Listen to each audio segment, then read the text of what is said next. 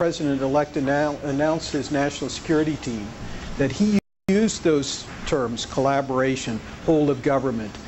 They were referenced by several of the other members of the national security team. You know, they keep calling themselves a national security team, and these are all key words and key concepts and ways that we need to behave. We're also proposing to broaden the scope of national security. If you look at the National Security Council, it really has World War II in mind, because it's diplomacy, defense, and intelligence. Now, the Secretary of the Energy was made a member of the NSC in the dark of night at the end of a congressional session. But for the most part, we have a really outmoded idea of what national security is all about. We know it's much broader, all of the economic dimensions to it, the law enforcement, the legal dimensions, the environmental dimensions, the health issues. But we also need to worry about the foundational elements of national power that provide for our national security. The sound fiscal policy, energy security, all of those kinds of things need to be taken into consideration. Our education program, are we remaining competitive on technological issues? We've proposed the merging of the National Security Council and Homeland Security Council to designate that it's something different than what we've had in the past. We've called it the President's Security Council. It'll probably still be called the National Security Council, which is fine with us. But our view is that the artificial division between foreign and domestic needs to disappear. And in addition, we need to get the economic issues that have security implications considered in this council as well. Then a big change that we've proposed that I want to highlight is this idea of shifting from a national security advisor to a national security manager.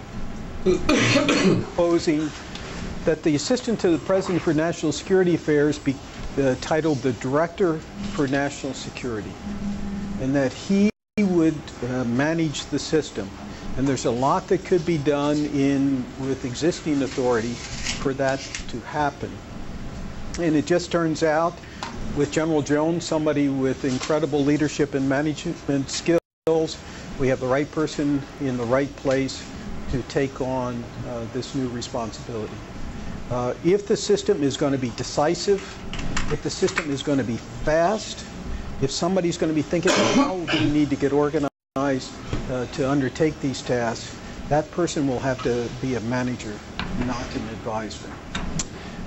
Next slide, please. Our second major theme is to create unity of purpose. This is a huge task that has got to be taken on by the Executive Office of the President. So what we want to do is get them out of handling the day-to-day issues, what we call issue management, and get them up there focused on high policy, grand strategy, and strategic system management. So we're going to propose to elevate their sites, get them up there, providing that unity of purpose across the government by focusing on these incredibly important and absolutely neglected topics. We're proposing that every 4 years there be a national security review, sort of like the QDR, hopefully much more productive than the QDR. It doesn't have to be a cast of thousands. 10 or 15 people working on this for the President would be sufficient to provide some powerful ideas. There'll be annual national security planning guidance signed by the President out to the departments and agencies that says, here's what I want to happen. These are my strategic objectives. These are the missions I want you to be prepared to execute, whatever other guidance that he wants to provide. And then this becomes the basis for the yardsticks for measuring how the money is actually proposed to be spent by the departments and agencies. We also have in mind that to do that system management work that I was talking about, to make certain that we're developing the strategic guidance, to make certain that we're doing the macro resource allocation decisions, to make certain we're doing that system-wide assessments, to make certain we're managing our human capital in the interagency system. And all of those management tasks, we're proposing that the Executive Secretary become responsible for that. Now, if we're going to move these people up hire to do the high policy and grand strategy and strategic system management, who's going to manage the issues? Well, as I mentioned, even in the best of circumstances, the Executive Office of the President can only handle 2 or 3 issues at a time. And then they don't necessarily do that well. They can become a huge bottleneck. When they grab hold of it, then the rest of the system has to work it through them. And so what we're proposing, that the management of issues really has to be decentralized. But it cannot be decentralized back to the departments. That's what often happens today. You know, there's an issue and it'll go to a department, and then the White House is not happy with how the department handles it, and then they pull it back. And what we're proposing is to begin to form interagency teams. Now, what's the difference between the committees that we have in the National Security Council and Homeland Security Council system versus teams? Well, first of all, those committees are collections of people who were sent there to defend the interest of their department and agency. I know when I was an Assistant Secretary of Defense, you know, we had our standing instructions when we went to an interagency meeting as to what we were not allowed to happen. You know, we were to defend the Department of Defense's position on an issue to the bitter end. And the other problem you have with those committees is they're people who only spend 2 or 3 hours a week on going to whatever NSC groups they served on. We're proposing interagency teams of people who have the departmental expertise but have no obligation to defend the departmental ideology.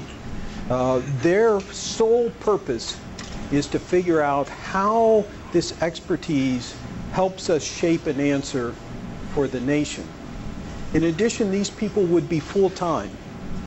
They would have a charter from the president that says, here's what I want you to do, here's your authority, here's your resources, go off and work on this issue for me full-time without having to broker your thoughts with the various departments and agencies.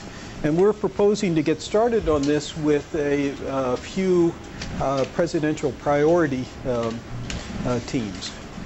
This idea, if it's implemented effectively, will spread like wildfire.